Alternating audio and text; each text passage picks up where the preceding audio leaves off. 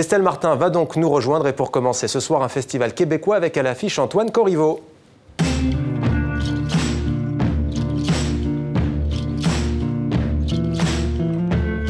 C'est ici que l'hiver est débarqué en premier cette année.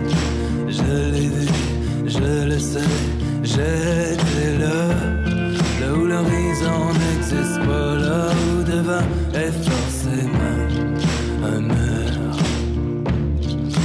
un bâtiment qui la tête en marche, ne sait plus qui suivre, qui écouter, ne sait plus rien que se dresser, mais il doit quand... Bonsoir Estelle. Bonsoir Mohamed. Moi j'aime beaucoup Antoine Corriveau, artiste québécois à suivre. Estelle, selon vous, il est à l'affiche en tout cas du festival Coup de cœur francophone. C'est la 28e édition. Un festival ancré à Montréal mais qui rayonne dans tout le Canada. Jusqu'au 16 novembre, il y aura 172 spectacles. Et vous l'avez dit, c'est Antoine Corriveau qui sera sur scène, donc demain, le 11 novembre. Il va défendre son dernier album, Les Ombres Longues, 10 titres pop-folk. Alors Antoine Corriveau, c'est déjà cette voix qui est assez éraillée, qui est grave, qui est chaude. Et aussi ses textes, des textes âpres. Il nous parle de cassure amoureuse, sociale. Il fait référence au printemps érable. Vous savez, ce mouvement de contestation étudiante, c'était il y a plus de 2 ans. Alors la critique adore, la radio moins. Il a beaucoup de mal à faire diffuser sa musique sur les grandes ondes. Mais nous, on ne va pas s'en priver puisque vous aimez en plus, Mohamed. On écoute donc un deuxième extrait, Noyer le poisson.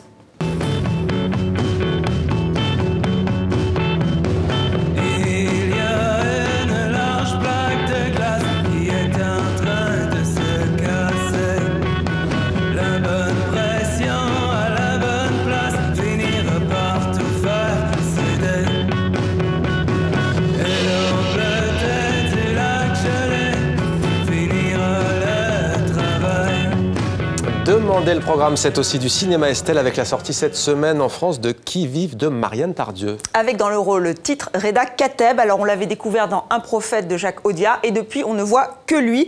Il était dans Hippocrate à la rentrée, à Cannes avec Ryan Gosling. Il joue dans le premier film de l'acteur américain.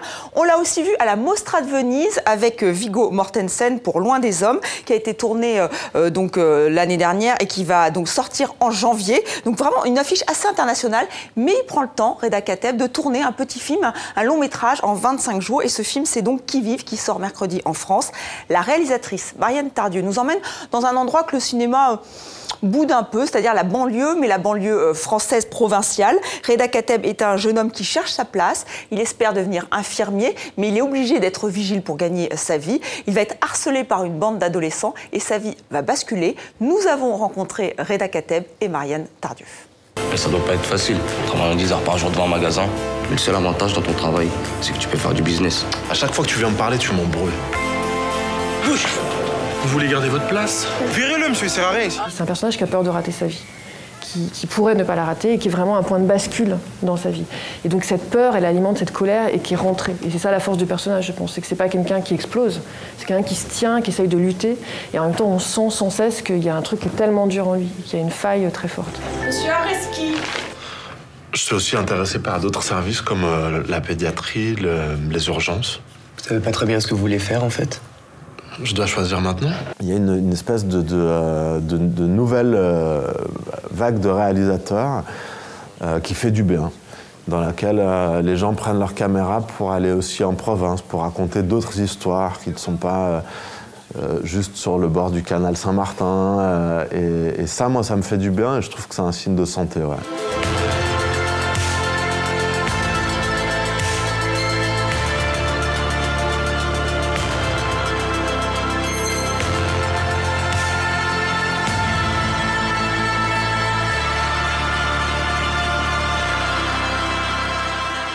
Voilà, on découvre une autre France grâce à Qui vive de Marianne Tardieu. Et c'est vrai que Reda Kateb parlait d'un nouveau souffle du cinéma français.